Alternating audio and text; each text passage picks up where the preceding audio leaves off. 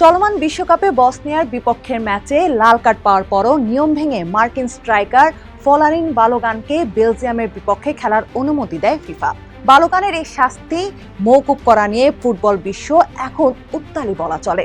এই নিয়ম ভাঙার পেছনে রয়েছে মার্কিন প্রেসিডেন্ট ডোনাল্ড ট্রাম্পের সরাসরি হস্তক্ষেপ ও ফিফা প্রধান জিয়ান্নি ইনফান্তিনোর সঙ্গে তার ফোন আলাপ। আপনারা যারা এই রেড কার্ড বিতর্কে অবাক হচ্ছেন তারা জেনে রাখুন, ফিফার জন্য এই বিতর্ক নতুন কিছু নয়।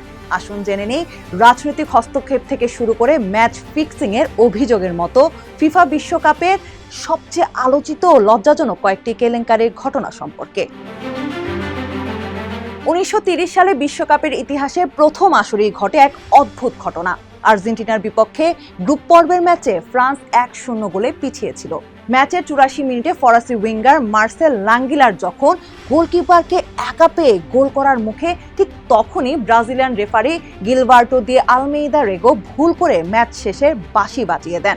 ফরাসি খেলোয়াড়দের তীব্র প্রতিবাদের মুখে রেফারি ভুল স্বীকার করেন এবং পুলিশ মাঠে এসে পরিস্থিতি শান্ত করার পর বাকি 6 মিনিট খেলা হয়। তবে ফ্রান্স আর গোল করতে পারেনি।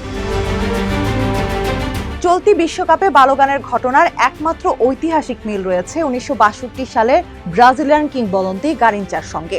চিলির বিপক্ষে সেমিফাইনালে লাল কার্ড পেয়েছিলেন তিনি। তৎকালীন নিয়ম অনুযায়ী ফিফা ডিসিপ্লিনারি কমিটি শাস্তির সিদ্ধান্ত নিত, কিন্তু চিলির প্রেসিডেন্ট হোর্হে আলেসান্দ্রি গারিনচাকে খেলানোর পক্ষে পিটিশন দেন এবং পেরুর প্রেসিডেন্ট রেফারিকে ফোন করে নরম সাক্ষ্য দিতে বলেন। রাজনৈতিক চাপে ফিফা গারিনচাকে শুধু সতর্ক করে ছেড়ে দেন। ফাইনালে খেলে ব্রাজিলকে বিশ্বকাপ জেতান তিনি। 1973 সালে চিলির সমাজতান্ত্রিক সরকারকে হটিয়ে জেনারেল অগাস্টো পিনোশে ক্ষমতা দখলের পর সান্তিয়াগোর জাতীয় স্টেডিয়ামকে বন্দিশালা ও নির্যাতন কেন্দ্র হিসেবে ব্যবহার করা শুরু করে। সেখানে হাজারো রাজনৈতিক বন্দীকে হত্যা করা হয়। তৎকালীন সোভিয়েত ইউনিয়ন এই রক্তভেজার স্টেডিয়ামে বিশ্বকাপ বাছাই পর্বের প্লে অফ ম্যাচ খেলতে অস্বীকৃতি জানায়, কিন্তু ফিফা পরিদর্শকরা স্টেডিয়ামকে ফিট ঘোষণা করে। অভিযোগ আছে পরিদর্শনের সময় বন্দীদের লুকিয়ে রাখা হয়েছিল। সোভিয়েত দল না আসায় চিলির খেলোয়াড়রা ফাঁকা মাঠে একা একা বল নিয়ে গিয়ে গোল করেন এবং ফিফা চিলিকে জয়ী ঘোষণা করে। 1978 সালে আর্জেন্টিনার সামরিক শাসক জেনারেল হোর্হে ভিদালার আমলে অনুষ্ঠিত এই বিশ্বকাপে স্বাগতিকদের ফাইনালে যেতে পেরুর বিপক্ষে 4 গোলের ব্যবধানে জিততে হতো। এই সমীকরণ জেনে যেন মাঠে নামা না যায় সে কারণে ম্যাচগুলো একই সময়ে আয়োজন করার প্রস্তাব করেছিল ব্রাজিল, কিন্তু সে অনুরোধ ধোপে টেকেনি ফিফার কাছে। ম্যাচের আগে জেনারেল ভিদেলা স্বয়ং পেরুর ড্রেসিং রুমে প্রবেশ করেন। সেই ম্যাচে 6-0 গোলে জয় পায় আর্জেন্টিনা। অভিযোগ ওঠে পেরুকে খাদ্যশস্য ও অর্থ দিয়ে ম্যাচটি কেনা হয়েছিল, যদিও আজ পর্যন্ত কোনো প্রমাণ মেলেনি। আর কোনো ম্যাচ না হেরেও বিশ্বকাপে তৃতীয় হয় ব্রাজিল।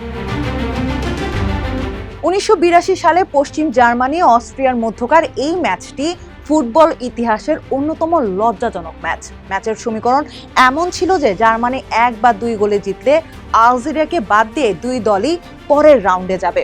10 মিনিটে জার্মানি গোল করার পর বাকি 80 মিনিট 2 দলের খেলোয়াড়রা মাঠে অলসভাবে বল পাস করে সময় কাটায়। ফিফা নিয়ম ভাঙা হয়নি বলে কোনো ব্যবস্থা নেয়নি। তবে এই ঘটনার পর থেকে বিশ্বকাপের গ্রুপ পর্বের শেষ ম্যাচগুলো একই সময়ে আয়োজনের নিয়ম করা হয়। 2006 সালের বিশ্বকাপে অস্ট্রেলিয়া ও ক্রোয়েশিয়ার মধ্যকার ম্যাচে ইংলিশ রেফারি গ্রাহাম পোল এক অবিশ্বাস্য ভুল করেন। ক্রোয়েশিয়ার জোসেফ সিমোনিচকে 61 মিনিটে প্রথম হলুদ কার্ড দিলেও রেফারি ভুলে তা অস্ট্রেলিয়ার খেলোয়াড়ের নাম লিখে রাখে। এরপর সিমোনিচ আবার ফাউল করলে তাকে দ্বিতীয় হলুদ কার্ড দেখানো হয়।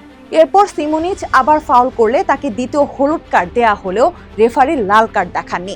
ম্যাচ শেষে সিমোনিচ রেফারির সাথে তর্ক করতে এলে রেফারি তাকে তৃতীয়বার হলুদ কার্ড এবং অবশেষে লাল কার্ড দেখান। এই ভুলের পর রেফারি গ্রাহাম পোলকে বিশ্বকাপ থেকে বিদায় দেয়া হয়।